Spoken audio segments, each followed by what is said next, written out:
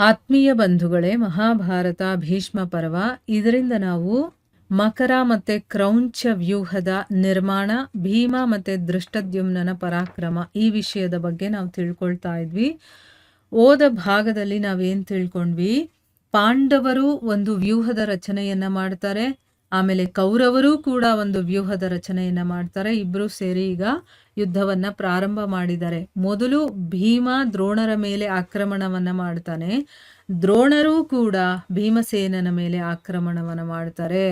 ಆಮೇಲೆ ದ್ರೋಣಾಚಾರ್ಯರು ಮತ್ತೆ ಭೀಷ್ಮರು ಇಬ್ರು ಸೇರ್ಕೊಂಡು ಎಲ್ರನ್ನೂ ಕೂಡ ಕೊಲ್ಲೋದಕ್ಕೆ ಶುರು ಮಾಡ್ತಾರೆ. ಅವಾಗೇನಾಯ್ತು, ಎರಡೂ ಕಡೆಗಳ ವ್ಯೂಹವೆಲ್ಲ ಛಿದ್ರವಾಗ್ಬಿಟ್ಟು ಈ ಕಡೆಯವರು ಆ ಕಡೆಯವರು ಎಲ್ಲ ಕಂಬೈಂಡ್ ಆಗ್ಬಿಟ್ಟಿದ್ದಾರೆ, ಮಿಶ್ರಿತವಾಗ್ಬಿಟ್ಟಿದ್ದಾರೆ. ಪರಸ್ಪರ ಯಾರು ಅಂತಾನೆ ಗೊತ್ತಾಗಲ್ಲ, ಅಷ್ಟೂ ಛಿದ್ರವಾಗ್ಬಿಟ್ಟಿದೆ ಅನ್ನೋದನ್ನ ತಿಳ್ಕೊಂಡ್ವಿ. ಈಗ ಧೃತರಾಷ್ಟ್ರ ಹೇಳ್ತಾನೆ, ಸಂಜಯ, ನಮ್ಮ ಸೈನ್ಯದಲ್ಲಿ ಅನೇಕ ಗುಣ ಇದೆ, ಅನೇಕ ರೀತಿಯ ಯೋಧರೂ ಕೂಡ ಇದ್ದಾರೆ, ಮತ್ತೆ ಶಾಸ್ತ್ರೀಯ ರೀತಿಯಿಂದ ವ್ಯೂಹದ ನಿರ್ಮಾಣ ಕೂಡ ಆಗಿದೆ. ಅಂದ್ರೆ ಒಳ್ಳೊಳ್ಳೆ ಗುಣಗಳಿರೋರು ಇದ್ದಾರೆ, ಯೋಧರಿದ್ದಾರೆ, ಮತ್ತೆ ವ್ಯೂಹದ ರಚನೆನೂ ಕೂಡ ತುಂಬಾ ಚೆನ್ನಾಗಾಗಿದೆ. ನಮ್ಮ ಸೈನಿಕರು ಅತ್ಯಂತ ಪ್ರಸನ್ನರಾಗಿದ್ದಾರೆ, ಅಂದ್ರೆ ಸಂತೋಷವಾಗಿದ್ದಾರೆ. ಯಾರಿಗೂ ಅಯ್ಯೋ ನಾನು ಈ ಸೈನ್ಯದಲ್ಲಿ ಇದ್ದೀನಿ ಅನ್ನುವಂತ ಬೇಜಾರು ಅನ್ನೋದಿಲ್ಲ. ಪ್ರಸನ್ನ ಮನಸ್ಸಿನಿಂದ ಇರುವಂಥವ್ರು, ಮತ್ತೆ ತಮ್ಮ ಇಚ್ಛೆಗೆ ಅನುಸಾರವಾಗಿ ನಡೆಯುವಂಥವ್ರು. ಅವರು ನಮ್ರರಾಗಿದ್ದಾರೆ, ಅವರಲ್ಲಿ ಯಾವುದೇ ರೀತಿಯ ದುರ್ವ್ಯಸನಗಳೂ ಇಲ್ಲ. ಈಗ ವ್ಯಸನಿಗಳು ಬಂದು ಯುದ್ಧ ಮಾಡಿದ್ರೆ ಸೋಲೋದಂತೂ ಗ್ಯಾರಂಟಿ ಅಲ್ವಾ? ಆದರೆ ನಮ್ಮಲ್ಲಿ ವ್ಯಸನಿಗಳು ಇಲ್ಲ. ಜೊತೆಯಲ್ಲಿ ನಮ್ಮ ಸೈನ್ಯದಲ್ಲಿ ಅತಿ ವೃದ್ಧರೂ ಕೂಡ ಇಲ್ಲ, ಬಾಲಕರು ಇಲ್ಲ. ಅಂದ್ರೆ ಮಧ್ಯ ವಯಸ್ಸಿನವರು, ಅಂದ್ರೆ ಶಕ್ತಿಶಾಲಿಗಳೇ ಇರುವಂಥವ್ರು. ಬಹಳ ದಪ್ಪನೂ ಇಲ್ಲ, ಮತ್ತೆ ಬಹಳ ದುರ್ಬಲರೂ ಇಲ್ಲ. ತುಂಬ ದಪ್ಪ ಇದ್ರೂ ಯುದ್ಧದಲ್ಲಿ ಓಡಬೇಕಾಗತ್ತೆ, ಎಗರಬೇಕಾಗತ್ತೆ ಅಲ್ವಾ? ಅಂಥವ್ರು ಇಲ್ಲ, ಚೆನ್ನಾಗಿರೋರು, ಸದೃಢವಾಗಿರುವಂಥವ್ರು. ದುರ್ಬಲರು ಕೂಡ ಯಾರೂ ಇಲ್ಲ. ಎಲ್ಲರೂ ಕೆಲಸ ಮಾಡೋದ್ರಲ್ಲಿ ನಿಸ್ಸೀಮರು ಮತ್ತೆ ನಿರೋಗಿಗಳು. ಕೆಲಸ ಮಾಡಬೇಕು ಅಂತಂದಾಗ ಫಸ್ಟು ಎದ್ದು ನಿಂತ್ಕೊಂಡು ಕೆಲಸ ಮಾಡುವಂಥವ್ರು. ಯಾರು ರೋಗಿಗಳೂ ಇಲ್ಲ. ಅವರು ಕವಚ ಮತ್ತೆ ಅಸ್ತ್ರಶಸ್ತ್ರಗಳಿಂದ ಸುಸಜ್ಜಿತರಾಗಿದ್ದಾರೆ. ಶಸ್ತ್ರಗಳ ಸಂಗ್ರಹ ಕೂಡ ಇದೆ. ಅಂದ್ರೆ ಅಸ್ತ್ರಶಸ್ತ್ರಗಳಿಲ್ಲ ಅಂದ್ರೂ ಕಷ್ಟ ಅಲ್ವಾ? ಆದರೆ ಇವ್ರ ಹತ್ರ ಅಸ್ತ್ರಗಳು ಶಸ್ತ್ರಗಳು ಎಲ್ಲ ಇದೆ. ಕವಚಗಳನ್ನೆಲ್ಲ ತೊಟ್ಕೊಂಡಿದ್ದಾರೆ. ಎಲ್ಲ ರೀತಿಯ ಒಂದು ಅನುಕೂಲ ಕೂಡ ಅವ್ರ ಹತ್ರ ಇದೆ. ಮತ್ತೆ ಶಸ್ತ್ರಗಳ ಸಂಗ್ರಹ ಕೂಡ ಇದೆ. ಅಂದ್ರೆ ಈಗ ಒಂದು ಧನಸ್ಸೆ ಅಥವಾ ಬಾಣನೆ ಅಥವಾ ಕತ್ತಿ ಗದೆ ಏನಾದ್ರೂ ಕಟ್ಟಾಗೋಯ್ತಾ, ಇನ್ನೂ ಬೇಕಾದಷ್ಟಿದೆ, ಬೇಕಾದಷ್ಟು ಸಂಗ್ರಹಣೆ ಮಾಡಿ ಇಟ್ಕೊಂಡಿದೀವಿ, ಅದೂ ಕೂಡ ಇದೆ.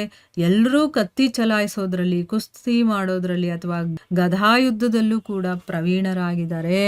ಅಂದ್ರೆ ಇಲ್ಲಿ ಇವನು ಹೇಳ್ತಾ ಇರೋದಕ್ಕೆ ಏನ್ ಅರ್ಥ ಅಂತಂದ್ರೆ, ಇಷ್ಟೆಲ್ಲ ಗುಣಗಳಿದೆ, ಇಷ್ಟೆಲ್ಲ ಅಸ್ತ್ರಶಸ್ತ್ರಗಳಿದೆ, ಇಷ್ಟೆಲ್ಲ ಯೋಧರಿದ್ದಾರೆ, ಎಲ್ಲ ಸದೃಢರಾಗಿರುವಂಥವ್ರು, ಯುವಕರೇ ಇರುವಂಥದ್ದು.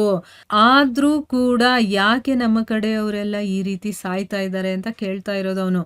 ಆಯ್ತಾ? ಅಷ್ಟೇ ಅಲ್ಲ ನೋಡಿ, ಕೊಡಲಿ, ಆಮೇಲೆ ವೃಷ್ಟಿ, ತೋಮರ, ಪರಿಘ, ಬಿಂದಿಪಾಲ, ಶಕ್ತಿ, ಒನಕೆ, ಅಂದ್ರೆ ಇದೆಲ್ಲ ಶಸ್ತ್ರಗಳ ಒಂದು ಹೆಸರುಗಳು. ಈ ರೀತಿಯ ಶಸ್ತ್ರಗಳ ಸಂಚಾಲನೆ ಕೂಡ ಈಗ ನನ್ನ ಹತ್ರ ಯಾವುದೋ ಒಂದು, ಈಗ ಕೊಡಲಿ ಅಂತಾನೆ ಇಟ್ಕೊಳ್ಳೋಣ, ಪರಶು ಅಂತ ಹೇಳ್ತಾರಲ್ಲ, ಅದಿದೆ. ಅದನ್ನ ಪ್ರಯೋಗ ಮಾಡೋದು ಕೂಡ ಬರ್ಬೇಕಲ್ವಾ? ಅದು ಬಂದಿಲ್ಲ ಅಂತಂದ್ರೆ ನನ್ನ ಹತ್ರ ಇದ್ದು ಪ್ರಯೋಜನ ಇಲ್ಲ. ಆದ್ರೆ ಇಲ್ಲಿ ನಮ್ಮ ಹತ್ರ ಬೇಕಾದಷ್ಟು ಅಸ್ತ್ರಶಸ್ತ್ರಗಳಿದ್ರೂ ಕೂಡ ಅದನ್ನ ಸಂಚಾಲನೆ ಮಾಡೋದು ಕೂಡ ತುಂಬಾ ಚೆನ್ನಾಗಿ ಗೊತ್ತಿದೆ ಇವ್ರಿಗೆಲ್ಲ. ಬರಲ್ಲ ಅಂತ ಏನೂ ಇಲ್ಲ. ಇವರ ರಕ್ಷಣೆಯ ಭಾರ ಆ ಕ್ಷತ್ರಿಯರ ಕೈಯಲ್ಲಿದೆ. ಇವರು ಇಡೀ ಜಗತ್ತಲ್ಲೇ ಗೌರವದ ದೃಷ್ಟಿಯಿಂದ ನೋಡ್ತಾರೆ. ಅಂದ್ರೆ ಏನು, ಈ ರೀತಿಯ ಒಂದು ಚಲಾಯಿಸೋದಂತೆಲ್ಲ ಬರುತ್ತಲ್ಲ, ಅವರೆಲ್ಲ ಹೇಗೆ ಅಂತಂದ್ರೆ ಇಡೀ ಒಂದು ದೇಶವನ್ನೇ ರಕ್ಷಣೆ ಮಾಡುವಂಥವ್ರು. ಜಗತ್ತಿನಲ್ಲಿ ಇವ್ರಿಗೆ ತುಂಬಾ ಗೌರವ ಇದೆ. ಅಂಥ ಕ್ಷತ್ರಿಯರು ಇವರು. ಅವರು ಸ್ವ ಇಚ್ಛೆಯಿಂದನೇ ತಮ್ಮ ಸೇವಕರ ಸಹಿತ ನಮಗೆ ಸಹಾಯ ಮಾಡೋದಕ್ಕೋಸ್ಕರ ಬಂದಿದ್ದಾರೆ.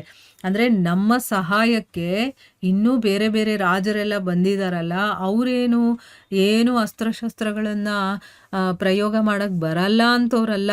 ಅವರು ಎಲ್ಲ ಶಸ್ತ್ರಗಳ ಸಂಚಾಲನೆಯನ್ನ ಮಾಡುವಂಥವ್ರು. ಇವರ ರಕ್ಷಣೆ ಭಾರ ಕೂಡ ಕ್ಷತ್ರಿಯರ ಕೈಯಲ್ಲೇ ಇದೆ. ಅಂದ್ರೆ ಇಷ್ಟೆಲ್ಲ ಇದ್ರು ಮತ್ತೆ ಅವರೂ ಕೂಡ ನಮ್ಮ ಜೊತೆ ಬಂದು ಸೇರ್ಕೊಂಡಿರೋದು, ಅವರೇ ಬಂದು ಸೇರ್ಕೊಂಡಿರೋದು. ಅವ್ರನ್ನ ಯಾರೋ ಫೋರ್ಸ್ ಆಗಿ ಎಳ್ಕೊಂಡ್ ಬಂದಿಲ್ಲ.